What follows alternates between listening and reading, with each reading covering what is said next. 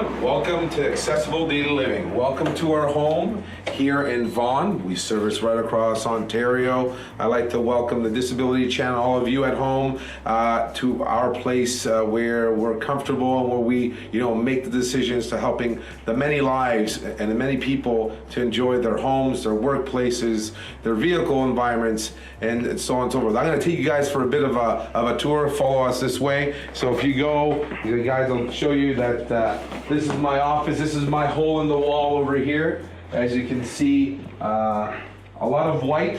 I like white.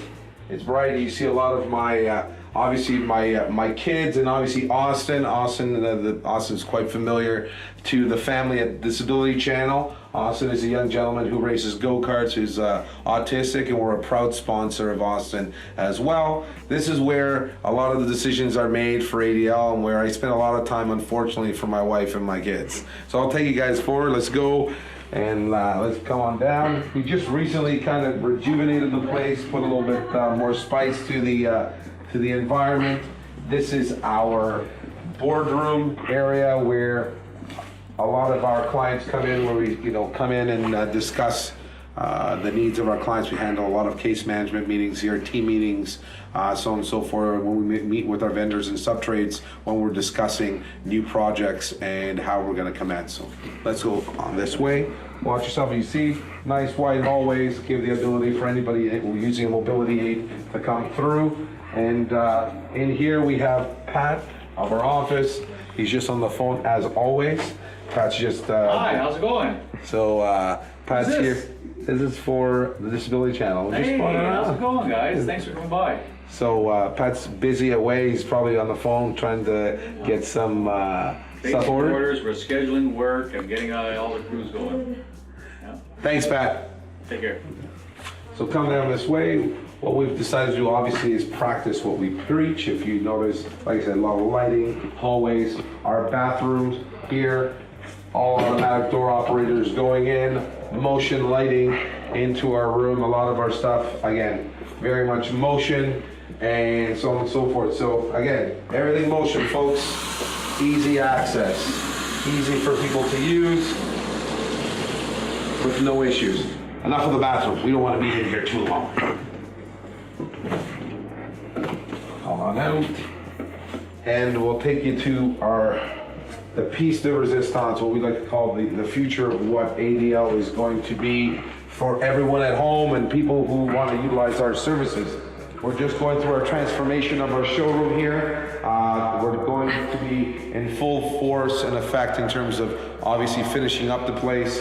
It's not obviously in its best form right now, but it'll get there, I promise. If my wife and my mother look at this place, they'd probably take a broom, a vacuum cleaner, and some vinegar to the floors and sweep this all up. But what we have here is we're going to have a fully functional, accessible kitchen.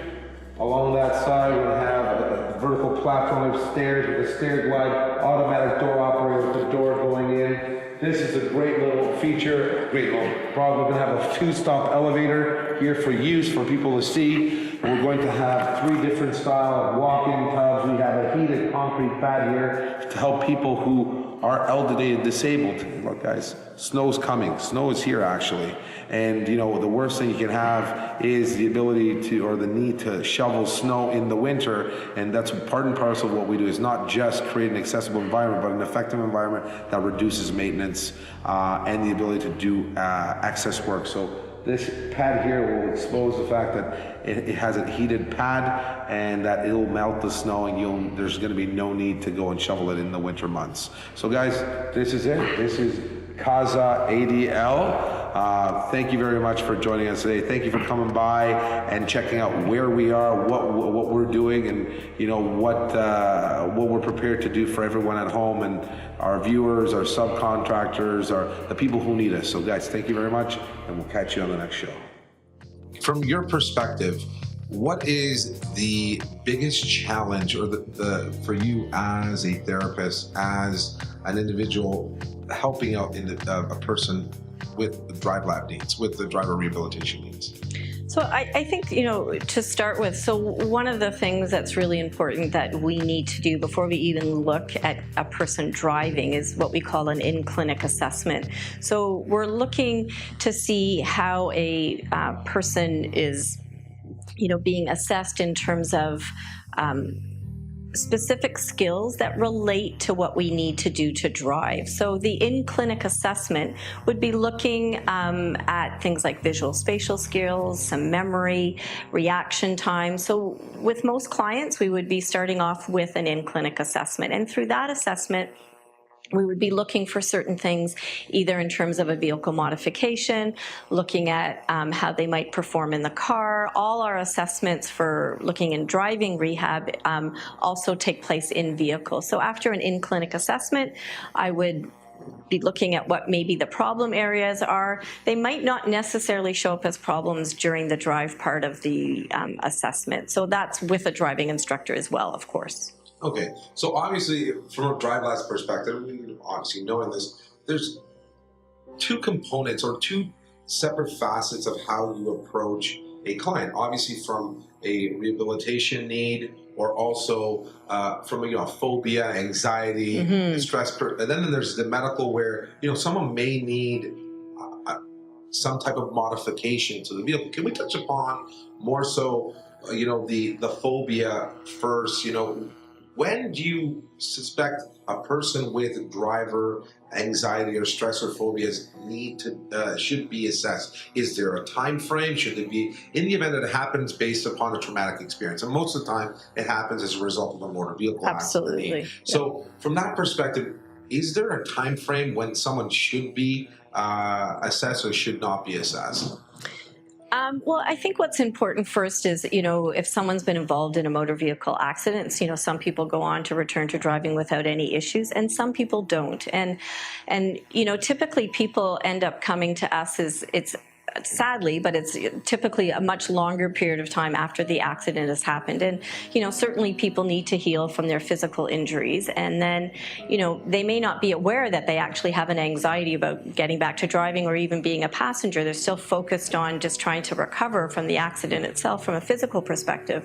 But what can happen is people get in a car and they start to go, wait, and all these flooding of memories of the accident come back, and they find it really difficult to just kind of be calm and be able to do what they did before. And so, from a time period point of view, people come to us all sorts of, different time periods after an accident. It could be 6 months. I'm assessing somebody now whose accident was 4 years ago. So, it's a range that end up coming to us for our anxiety program that we run.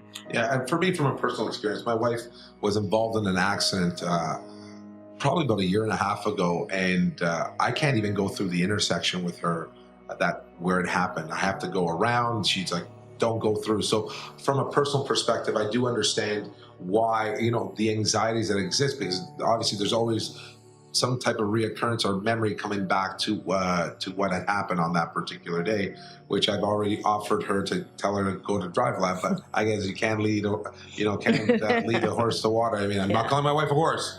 Baby, I love you. But from that perspective, it's, it's very difficult. People, do you have a hard time?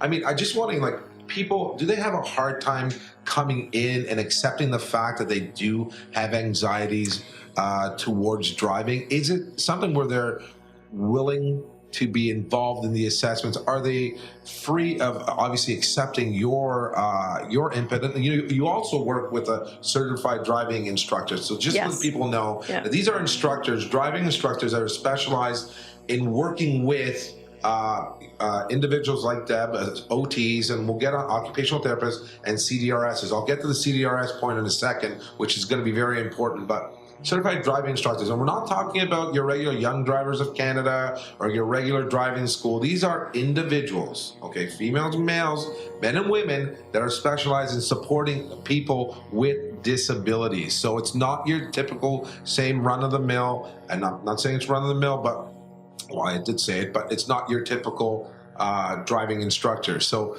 Deb, are they very comfortable with your recommendations? Or is this something that you meet with a lot of angst and animosity when you go in and talk to them about their issues?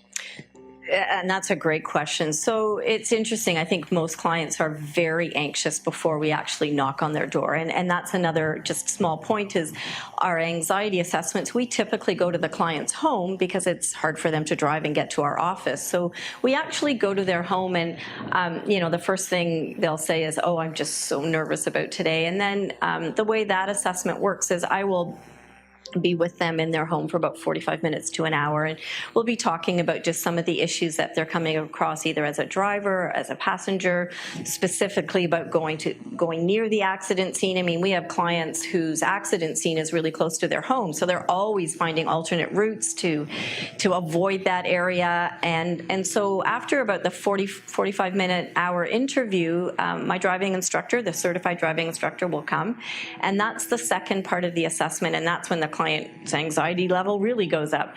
So, we typically start them off as a passenger, and if they don't want to sit in the front seat, they can choose where they want to sit. We just want them to get into the car if they can.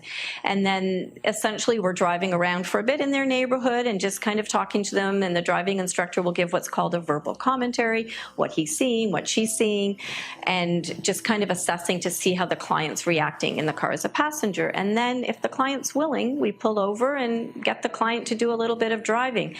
What's really interesting, and this goes back to your question, is most clients are so happy at the end of this assessment. They're so relieved that either they managed to get into the driver's seat, whether they drove half a block, 5 blocks on a major city street, which often some of these clients have not done either in months or sometimes in years. So they are so thrilled at the end of the assessment. So from that perspective, when they're doing the assessment, obviously treatment is recommended thereafter where they come back. Is there a set framework in place for treatment, or is it obviously person by person? You guys obviously define the treatment required based upon need, or do you have a framework in place for that? So we have both. So we certainly have a framework, and it's a desensitization program. And in fact, just to add, it's really helpful to us often if the client is seeing a psychologist at the same time, because we can bring these two pieces together. So the psychologist can be working on relaxation, coping techniques, and what are some of the ways that they can learn to relax in the vehicle. And then while we're in the vehicle, they can take these strategies and use them. But it is very individual. So, if a client, in fact, in the last couple of weeks, I have clients who are actually driving and quite comfortably, but they're avoiding the highway. So the focus of that treatment is going to be on the highway. We're not going to worry about going on major city streets. It'll be the focus on the highway. So it really depends on how far along the client is in terms of returning to driving or just being comfortable as a passenger in the vehicle. And sometimes we even work with families because it's a passenger issue, and there ends up being a kind of an ongoing confrontation in the vehicle between the passenger who's very anxious and the driver who goes, I know what I'm doing. So we'll often work with a family member or who's the main driver in the family as well. Thanks, Deb. And one point that Deb brought up, just this out to the viewers out there, is the ability or to have a psychologist or neuropsychologist on to support the client. It's imperative.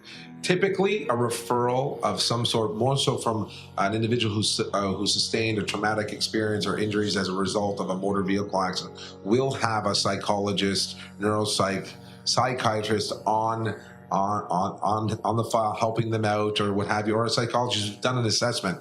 That referral will come to DriveLab as a result. So just to let everybody know, the occupational therapist cannot diagnose. This is why we have the psychologist, psychiatrist on the file or on to help the client. From that perspective, they will do a full out assessment and will obviously pick if there is or assess the client and determine whether or not there are phobias, anxieties, stresses around the vehicle environment. And from there, the occupational therapist, being obviously a functional expert, will determine what the needs are within that environment. I mean, we typically deal with 3 major environments from that perspective. That is the vehicle, the home, and the workplace, every day as any individual. We go to work, we drive to work, we get into other vehicles, buses, trains, subways to get to work, and we're at work. So those are the three functional areas that we as humans, as people who work and have families, have homes, deal with on a day-to-day basis. So I want to let people understand that the psychologist has a very important role in this aspect. Even family doctors, just to depict out the fact that there are anxieties, get a prescription, and get obviously to a center like DriveLab to support the need. Now, going from there, Deb, we also have, vehicle modifications. Can you give us just a snapshot of, where a person with what type of an individual needing vehicle modification, what are the impairments or the symptoms that are required in order to need first and foremost a vehicle modification assessment, and the need for vehicle modifications in that environment? Sure. So for the most part, people that who have a disability and are in a wheelchair, either because of illness or disease or because of an accident, a lot of people find themselves in a wheelchair. And that's usually the number one reason for us doing a vehicle modification assessment. So, what we would do in an assessment like that is actually possibly meet the client at a vehicle modifier. And from there, we would be doing a functional assessment to look at. To clarify from there, yes. DriveLab does not do the physical modifications. No. DriveLab does the vehicle prescriptions, yes, and the assessment. So I just want to clarify that for the viewership out exactly. there. So there are certainly a number of vehicle modifiers in the Ontario area, and we as occupational therapists, we have our different companies in different areas of Ontario that we can meet clients at, and that's where the functional assessment takes place. And often the modifiers will have a variety of vehicles for the client to try out, different equipment. So a chair that may come out of the front seat, so the client can transfer into that seat, and the seat is from a electronic point of view will get back into the car, so it's easier for the transfers. There'll be wheelchair lifts that are available for clients to see. So there's a variety of things that as the OT I can assess and see what's most appropriate given what the client's equipment is, what level of injury they have, let's say if they're a spinal cord injury. So there's a variety of different types of vehicles out there. Within the vehicle, there's different modifications. So, it's quite a detailed process that we go through with clients when it comes to doing a vehicle assessment and then making a prescription for a vehicle. Okay, great. Now, just to go, we talk about obviously MVAs, motor vehicle accidents, for those watching. There are obviously other avenues, obviously, where you can get the prescription or the recommendation for a vehicle driver rehabilitation assessment and treatment or modification. There's obviously MTO, and that's Ministry of Transportation. But Deb, can you please tell me from your perspective, when will someone be recommended by the Ministry of Transportation to DriveLab for an assessment? So just to let everyone know, DriveLab is an accredited site for the Ministry of Transportation. Yep. In order to determine, Deb, you can correct me if I'm wrong, in order to determine whether or not an individual can maintain their license as a result of a medical issue. Am I correct in stating? Yeah, that sounds really good. Yep. Okay, so what would they be, why would they be pushed onto DriveLab? What would get them to get a letter from the Ministry of Transportation in order for them to go and access DriveLab for support? What would be the request by MTO? Why would they do it? So the process there is typically a neurologist or a doctor, any type of doctor that would be involved with a client. I'll give an example as an older person that's been driving well, but people are noticing maybe their father or mother is having some memory issues, and they may end up at a memory clinic throughout Ontario, and the doctors are there going, I'd like to have you assess from a medical perspective to see if any of the cognitive changes or memory changes are maybe affecting the drive. So that definitely is an area. We certainly see a lot of elderly people who are either prior to a diagnosis of a dementia or cognitive changes.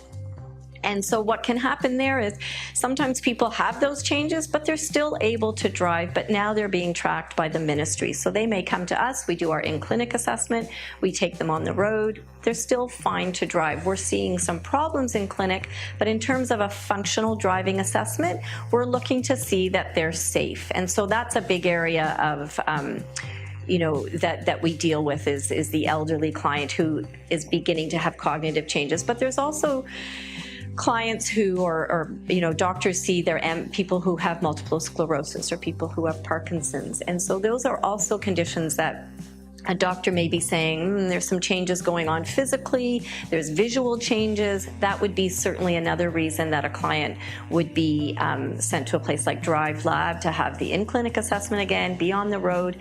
And then that would actually, the report that we do goes to the ministry reporting whether continuation of their driver's license or recommending that they no longer drive. So there's a variety of medical conditions, a stroke, heart attack.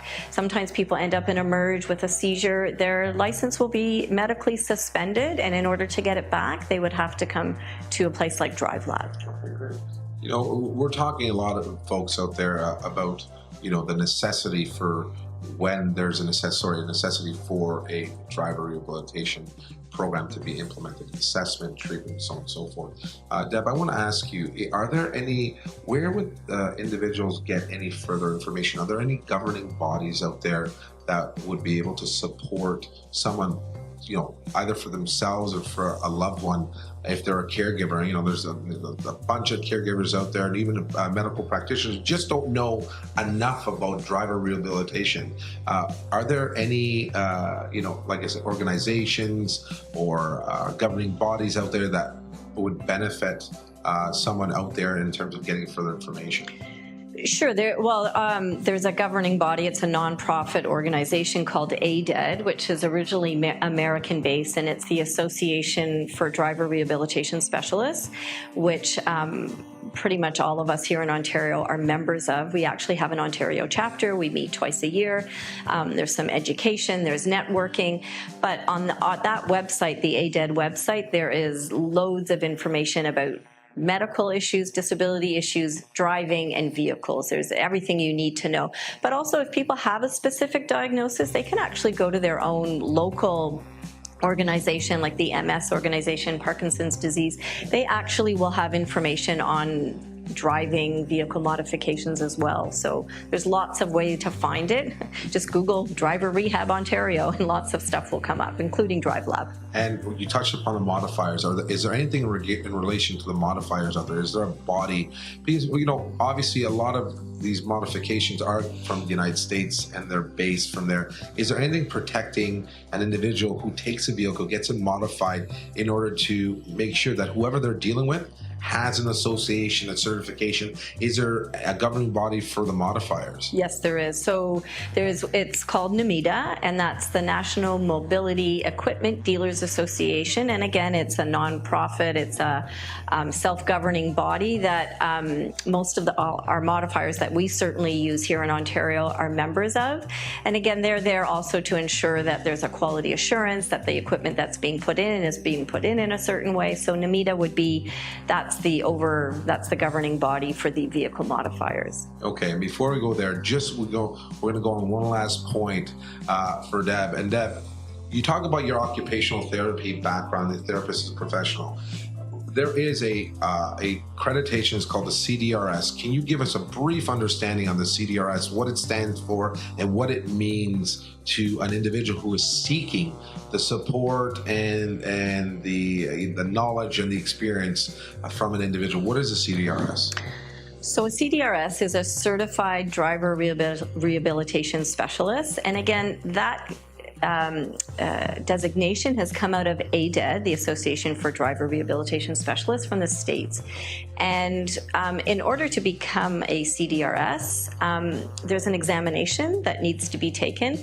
However, in order to qualify to take the exam, you need to have essentially had over, I think it's about 1,300 hours of clinical experience. So if you become involved in the driver rehabilitation world, it's not an exam for someone who's been in the business for about a year. You really need to understand all aspects of driver rehabilitation, vehicle modifications, and the exam is typically held once a year, usually in the States with the big conference that we have once a year down there. But now we're actually able to do it here in Canada during that month that it's done in the States. So I did it this year. I became a CDRS this year. Congratulations. Thank you very much. It was a lot of hard work, but I'm really... we're proud of you at DriveLab. I am too. Hey guys, I'm Greg Westlake, captain of the Canadian National Sledge Hockey Team, here to talk to you real quickly about Bring Back the Game by TaylorMade and Adidas, brought to you by Talk Kierstad. Listen, everybody, whether you're in school, whatever sport you're playing, you want a teacher that has passion, somebody that shows up, looks you in the eye, and wants to make you better. Todd's that guy. In the US, 1 out of every 6 golfers gives it up due to some sort of mental or physical impairment. We think that's ridiculous. Todd's going to fix that number, and he's going to make it skyrocket. I'm missing both my feet. I saw today somebody that had a stroke, people that had mental difficulties. Todd worked with them all individually, gave them the perfect care that they needed, and made them better. I fully support this program. If he's doing an event near you, please come out, get on the course. Let's bring back the game.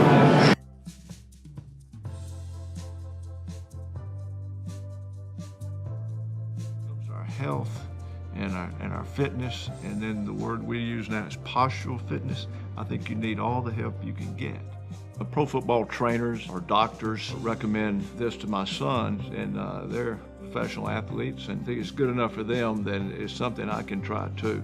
And I've been to physical therapists, and they recommend alignment. I've been introduced to neurobands, and it's not anything that limits what I do, but I know there's benefit there. I think it gives me comfort, but it gives me confidence as I'm trying to improve my posture. One of the things I've learned is that what we call the postural fitness. That's kind of a starting point right there. Wearing the alignment is just to improve my life. Well, after years of football, I had a few injuries and I had some surgeries. You don't just bounce back from those things, so any help I can get along the way, I'm all for it. To be able to have a product that I'm just wearing, well, I feel like I'm wearing my workout. It makes me feel better. It's been helpful to me. I wear one when I work out. I wear one when I play golf. Certainly something that's recommended by doctors or physical therapists, if it's good enough for them, it sure ought to work for us. People riding on airplanes, behind computers, sitting behind a desk. This is for the common person out there that pays attention to their posture. You know, as we get older, we all have ailments. I think along the way we can do things to make age stand still a little bit. So I just tried to put a real emphasis on my postural fitness.